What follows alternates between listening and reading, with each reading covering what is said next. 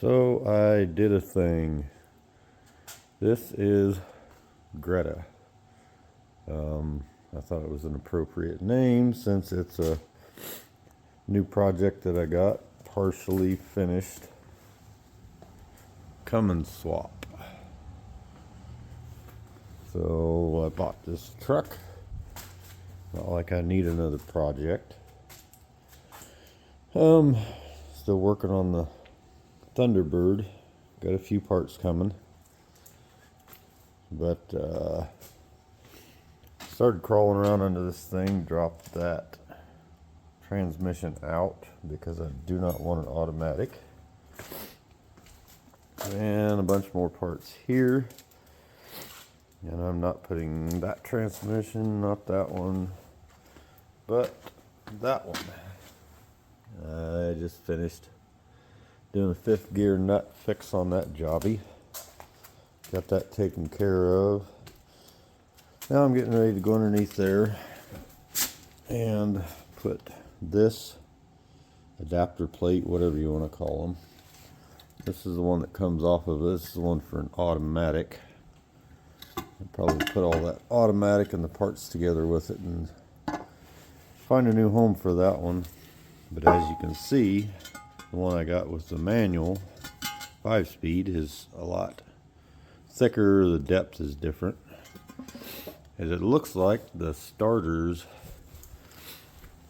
are the same on the nose, but when you put them in the holes in there, they kind of clock different. I don't think it affects how they work because the nose cones are the same, but I may be wrong. Never messed with one of those, but getting ready to crawl into there here in a minute and put that adapter plate on the back of the motor, but I'm going to do it the smart way and put the starter on it first so I don't have to try to reach down from above or somewhere and fish it in there.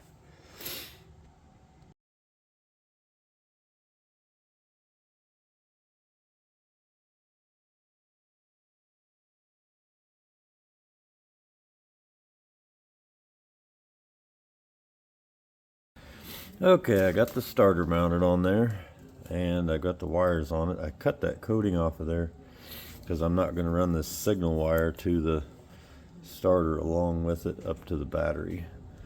I just wrapped them together to help keep them from getting tangled up when I put it in there. I didn't really need more projects to work on buying this truck, but I ran across it and driven a lot of square bodies back when I was first driving, and I always loved them, and this was kind of a dream truck, 4-door. I even got it with the best of both worlds with a 12-valve Cummins in this one, which is even better. The only thing this does not have to make it a dream truck is it's not 4-wheel drive, but I do have a large amount of the parts to make it 4-wheel drive, so that may be coming down the road. Once I get all the parts together for that, I checked the rear end gears, and this has 410 gears, and I have a 8-bolt, 3/4 ton, whatever you want to call it, front axle out of an old truck I parted out a long time ago that has 410 gears in it. So have to figure out the transfer case part, maybe put a divorce transfer case in it, I don't know. We'll see. I'm going to crawl underneath there and bolt this thing on the back of the motor. On another quick little note, if you ever want to plan on working on a 12-valve, you probably need one of these 10mm 12-point socket. That's what the starter bolts are. And if you take the rear housing off of an NV 4500 5-speed, it has the same bolts. It's very handy. Highly recommend if you have one, get one. If you need to work on it, you're going to have one.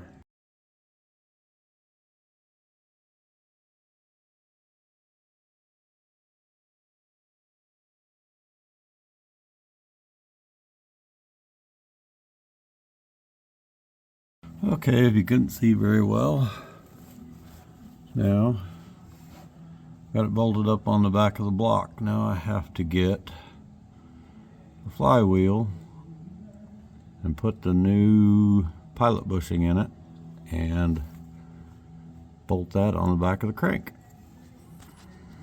Okay, I got the flywheel right here. This is a new clutch kit. When I ordered it, I had to order it because I'm putting NV 4500 in Dodges. It was put in, I think, in 95, 96 on up.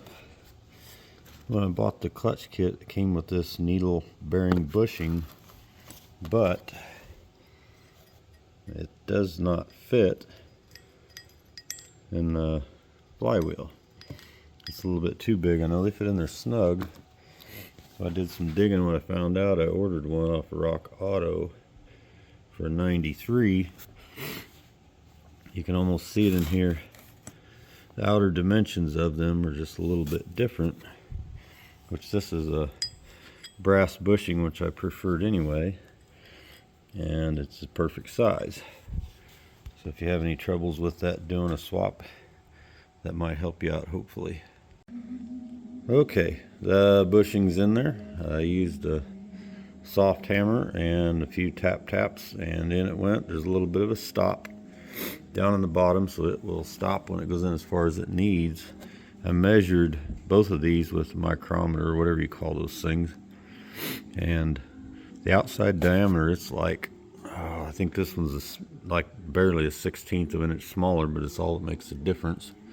And I'd prefer the bushing over that little needle bearing thing anyway. It's not like you can lubricate it. It doesn't do a whole lot of good, but that should hopefully help some of you if you have troubles with that for any reason, figuring it out. Okay, I couldn't do it without getting in the way of the camera, so I've got the flywheel on there, and I have one bolt screwed in the hole, and I'm going to put a little bit of blue Loctite on the others, put them in, and then pull that one out and put a little bit on it. I don't really want these coming loose, but I don't want to use red Loctite because I want to be able to get them out someday if I ever have to. And there you go. It's all bolted up on there, and I know the face of that flywheel looks like it needs taken in and turned, and I'm probably going to do it the home method. I'm not going to show it on this video because YouTube will probably take it down as being dangerous. It may or may not involve starting the motor, and something to do with a floppy disk on a grinder works really well, but YouTube don't like it. So I'll show you the finished product in a little bit. How dare you! The light's not the greatest under here, but there you go. The non-OSHA approved resurfacing flywheel method. Works beautiful.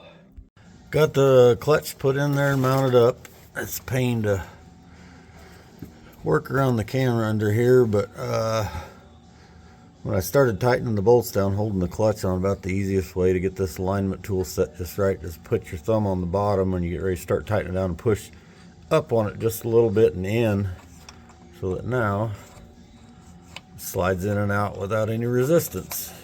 Theoretically makes it easy to put the transmission in, but next thing up, I put together the bell housing, get the fork back in it, and the new throwout bearing, I think, or whatever it's called. Okay, after a fun time, bell housing was easy to put on. I got one bolt missing. The guy that I got it from either had one fall out or lost it, I don't know what. Put the slave cylinder in there, got all that lined up fairly well, so about ready for the transmission. Okay, if you don't have one of these, you ought to get one. It is a transmission jack. They have a chain that comes with it from Harbor Freight. It's supposed to go over top the transmission. Hooks in there and tightens over there, but it doesn't work worth a crap. Use a ratchet strap around there, because if you tilt this thing, the transmission slides off there on you. It weighs probably more than I do. It's not going to feel good. Carefully putting this transmission up in there, though. Just trying to be careful so I don't drop it or something crazy. Maybe a little bit better view from the back. You've got a knob right here. You can tilt it forwards and back, and there's one over on that side. You can tilt it side to side, which is really nice.